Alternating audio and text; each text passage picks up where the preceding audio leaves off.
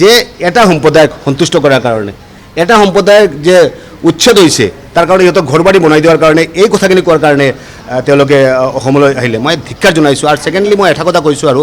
যে বিদেশী মাৰ সন্তান কেতিয়া সদস্য হ'ব নোৱাৰে চাণক্যৰ কথা এইটো কথা আৰু দিল্লীৰ পৰা খাৰ্গেজী আৰু ৰাহুল গান্ধী ডাঙৰীয়া আহিলে আৰু দুইটা শব্দ কোৱাৰ কাৰণে এটা শব্দ তে উচ্ছেদিত মানুহক যদি চৰকাৰ আহে সিহঁতে হেৰিয়ে দিব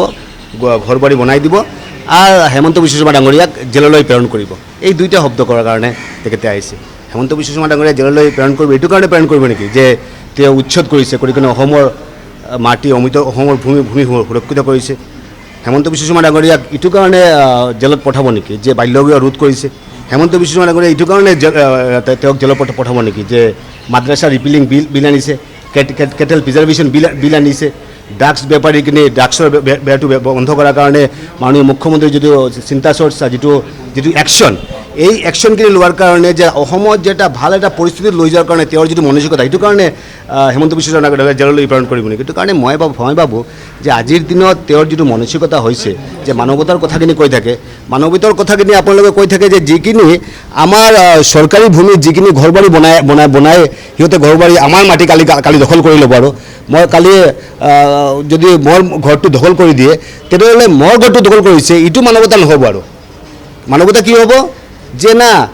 সিহঁতক ঘৰ বাৰী কিয় ভাঙা হৈছে আৰে ভাই চাণক্যই কৈ গৈছিল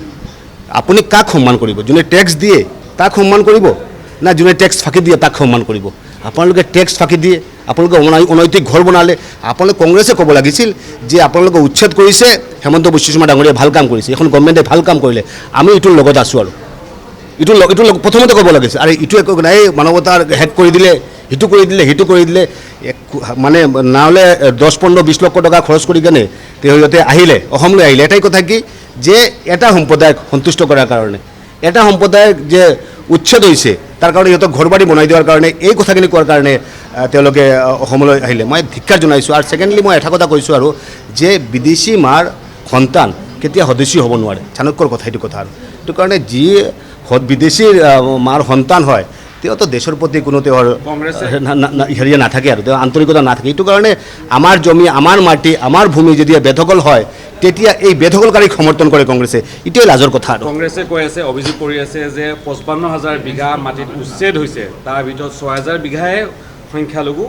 মানুহৰ মাটি উচ্ছেদ হৈছে বাকী সকলো খিলঞ্জীয়া মাটি উচ্ছেদ হৈছে আৰু এইখিনি আদানীয়া মাটিক দিবৰ বাবে চব কথাটো হৈছে কি খিলঞ্জীয়া মাননীয় মুখ্যমন্ত্ৰীৰ একদম ক্লিয়াৰ স্থিতি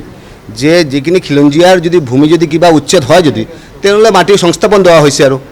খিলঞ্জীয়াৰ অধিকাৰ হয় এইটো আৰু এইটো ৰাইট হয় খিলঞ্জীয়াৰ ৰাইট হয় যে তেওঁলোকে ৰাইটটো পাব আৰু এইটো কাৰণে কোনোবা বেদখল কৰি থাকিব আৰু চৰকাৰখন মনে মনে বহি থাকিব এইটো নহ'ব আৰু